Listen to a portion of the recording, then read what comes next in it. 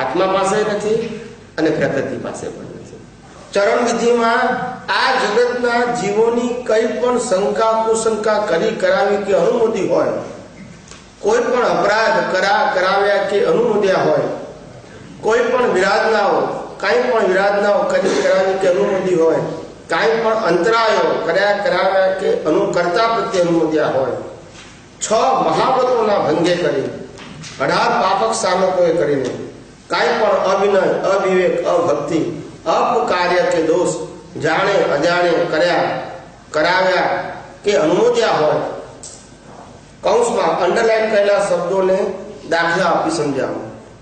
પહેલું લખ્યું છે શંકા કુશંકા કરી કરાવી કે અનુમતિ હોય. શંકા અને કુશંકા, શંકા કોને કહેવાય અને કુશંકા કહેવાય. શંકા એટલે કન્ફ્યુઝન અને કુશંકા એટલે રોંગ કન્ફ્યુઝન. સમજાય છે? શંકા એટલે માત્ર કન્ફ્યુઝન અને કુશંકા એટલે રોંગ ખોટું. બે વ્યક્તિઓને ભેગા થયા હોય અને કંઈક વાત કરતા હોય આપણે, તો આપણને લાગે કે આ બંનેને પ્રેમ છે, કુશંકા કહેવાય. ભેગું થવું કે ગુનો છે કે? પણ આપણે કુશંકા કરીએ. અને શંકા કોને કહેવાય કે ભાઈ મારી વસ્તુ ચોરી ગઈ, ખોવાઈ ગઈ કે પડી ગઈ અને અમે 4 જણા હતા, 4માંથી કોઈ લીધી હશે કદાચ, એ શંકા કહેવાય. કુશંકા એટલે વગર જાણે ઇન્ડિવિડ્યુઅલી બ્લેમ એન્ડ ક્લેમ કરવું વિધાઉટ નોલેજ, અથવા તો કોઈના માટે નેગેટિવ બ્લેમ કરવો, એને કુશંકા કહેવાય. શું કહેવાય?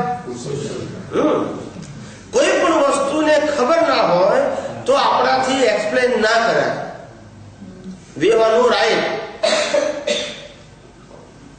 એટલે આ શંકા નું સમાધાન ના હોય. શું ના હોય? શંકાનું સમાધાન ના હોય.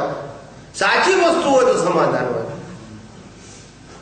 પેલા ભાઈ મારી વસ્તુ લઈ ગયા છે એવું મને શંકા છે, એનું સમાધાન હોય? You have any proof? Only this is your doubt. પણ એ ડાઉટ નેગેટિવ ના ફોર્મમાં હોય તો એને કુશંકા કહેવાય. શું કહેવાય? નેગેટિવ ફોર્મમાં. સમજાય છે? આ માણસ 5 દિવસથી દેખાયો નથી ને, નક્કી સટ્ટો રમવા ગયો હશે.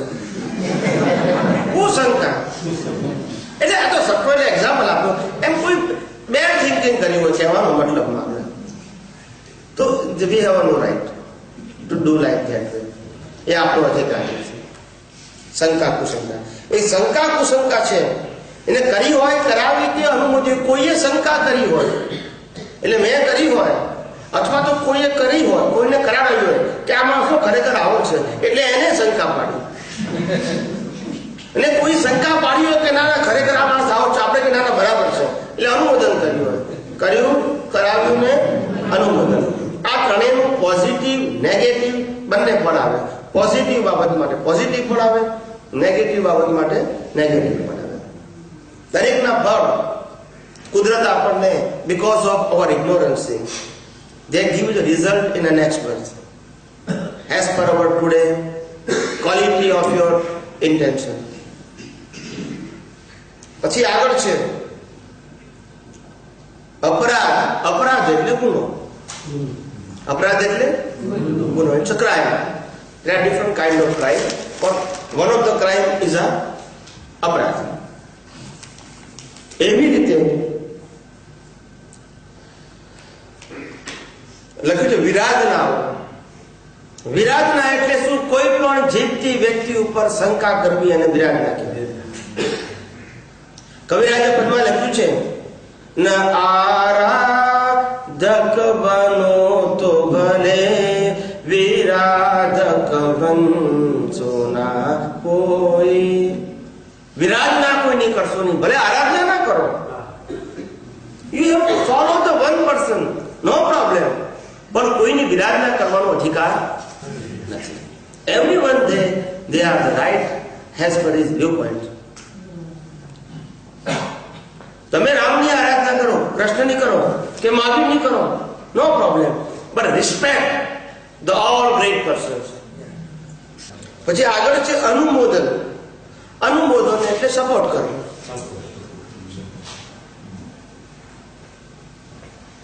સપોર્ટ, કોઈ વસ્તુ સારી કરતી હોય અને આપણે સપોર્ટ કરીએ કે બરાબર છે, એવું કોઈ વસ્તુ ખરાબ કરતી હોય અને સપોર્ટ કરો તો એને સપોર્ટ કહેવાય, પણ એનું રિઝલ્ટ નેગેટિવ આવશે અને પેલાનું રિઝલ્ટ પોઝિટિવ આવશે, ડિપેન્ડ. અને અંતરાય શબ્દ જે વાપર્યો છે, અંતરાય, એકચ્યુઅલી જે અંતરાય શબ્દ એ વ્યવહાર લાઈફમાં વાપરવાનો શબ્દ નથી. એ ઘાતી કર્મ છે, અઘાતી કર્મ નથી. આપણે વ્યવહાર લાઈફમાં અંતરાય શબ્દ વાપરીએ છીએ, પણ વાસ્તવમાં અંતરાય શબ્દ એ મન વચન કાયાના પરિણામના ભોગવટામાં વચ્ચે આવતો નથી. એ આ કેવળ જ્ઞાનનો અંતરાય છે. શેનો અંતરાય છે? ચાર ઘાતી કર્મો છે: જ્ઞાનાવરણ, દર્શનાવરણ, મોહની અને અંતરાય કર્મ. એ સબ્જેક્ટ ટુ સોલ છે, નોટ સબ્જેક્ટ ટુ સફરિંગ. એટલે અંતરાય કર્મ શબ્દ ખરેખર એ આત્માનો અનુભવ નથી થતો એના માટે વાપર્યો છે. આ મન વચન કાયના ભોગવટાને પાપ અને પુણ્યનું ફળ કહેવાય. મારે જે મેળવવું હોય અને ના મળે એને અંતરાય ના કહેવાય, એ મારું કર્મનું ફળ છે. એટલે અંતરાય શબ્દ લો લેવલમાં આવ્યો કહેવાય, વ્યવહારમાં વાપરો હતો. એકચ્યુઅલી એ સોલ માટે વપરાયો છે. અને બાકી વસ્તુ મળવી કે ના મળવી એ આપણા પાપ પુણ્યના ખેલ છે. મળી તો હોય પુણ્ય અને ના મળી તો આપણો પાપનો ઉદય છે. સમજાય છે? એટલે અંતરાય શબ્દ જે વ્યવહારમાં વાપરે છે એ એડવાઇઝેબલ નથી. ભલે બોલતા હોય બધા, બધી ઉપાધિનું મૂળ મુઆતું છે. You are whole and solely responsible for yourself. આ એમના સેન્ટેન્સ હું એઝ ઇટ ઇઝ પ્લે કરું છું, કોઈ વસ્તુ પ્લસ માઇનસ કર્યા વગર. પછી અનુમોદન એટલે સપોર્ટ, એ આવી ગયો. પછી 6 મહાવ્રતો. આ 6 મહાવ્રતો કેટલા એને ખ્યાલ ના હોય. જૈન હોય તો એ 5 ખબર હોય, 6ઠું ના હોય. એટલે 6 મહાવ્રતો જે છે, સત્ય, અહિંસા, અચૌર્ય, અપરિગ્રહ અને બ્રહ્મચર્ય. આ 5. અને 6ઠું જ્ઞાની પુરુષ દાદા ભગવાને ઉમેર્યું, રાત્રિ ભોજન ત્યાગ.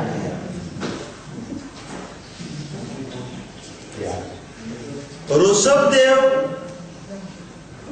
થી મહાવીર સુધી, ઋષભદેવ ભગવાન વખતે તો મહાવ્રત નતા, પણ અજીતનાથ થી પાર્શ્વનાથ સુધી જે તીર્થંકરો થઈ ગયા, બીજાથી 23મા તીર્થંકરો, આ 5 મહાવ્રત હતા: સત્ય, અહિંસા, અચૌર્ય, બ્રહ્મચર્ય અને અપરિગ્રહ. એટલે 4 હતા પેલા. બ્રહ્મચર્ય નતું મહાવીર વખતે. મહાવીર આયા પછી એને બ્રહ્મચર્ય એડ કર્યું, કારણ કે એ તો પરિગ્રહમાં આવી ગયું હતું. પણ આજના લોકો પરિગ્રહ ના સમજે ને, એટલે છૂટું પાડ્યું. અને દાદા ભગવાને રાત્રિ ભોજન ત્યાં 6ઠું ઉમેર્યું કે આ કળિયુગની અંદર શારીરિક માનસિક રોગો થવાનું કારણ છે રાત્રિ ભોજન કરવું. પહેલા શારીરિક નુકસાન થાય, પછી માનસિક નુકસાન થાય. ખ્યાલ આવે? રાતોની રાતો ઊંઘ ના આવે, રાત્રે ખાધેલું ઓજરી નાભી કમર કેવું થઈ જાય, સાયલેન્ટ થઈ જાય, કશું પચે નહીં, ગેસ થાય, માથા ઉપર ભાર વધી જાય, ઊંઘ આવે નહીં. આખું લાઈફ એટલે બીજો દિવસ આખો કેવો થઈ જાય, ડિસ્ટર્બ થઈ જાય. એટલે રાત્રિ ભોજન એ આ કળિયુગની અંદર આપણા બધા માટે ખૂબ ઇમ્પોર્ટન્ટ છે. રાત્રિ ભોજન ન થાય તે શ્રેષ્ઠ છે. આપણે થતું હોય તો દ્વેષ નથી કરવો, પણ ભાવ રાખવો કે ન થાય તો સારું. અચૌર્ય એટલે ચોરી ના કરવી. તે હે ચોરી માની કરવી શું ના એ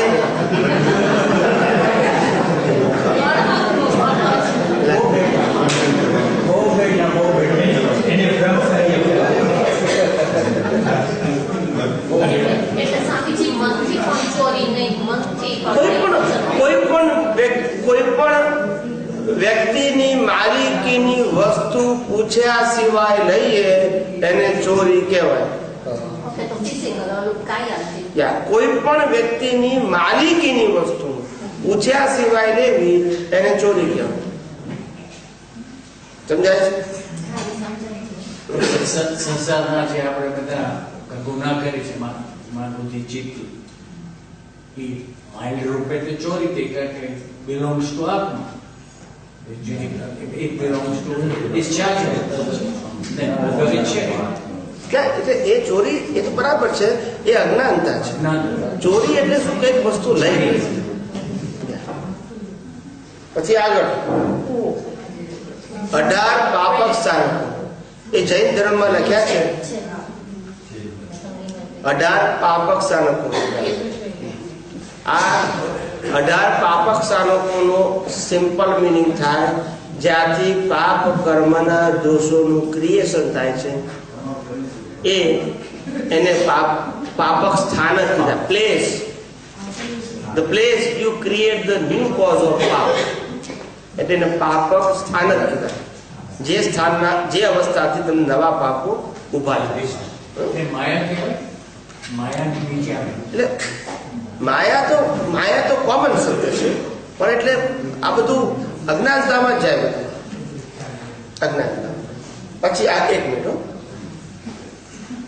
પછી અવિનય ને અવિવેક. What is the difference between વિનય એન્ડ વિવેક? વિનય is connected with your action. વિવેક is connected with your intellectual. ના હો જાય.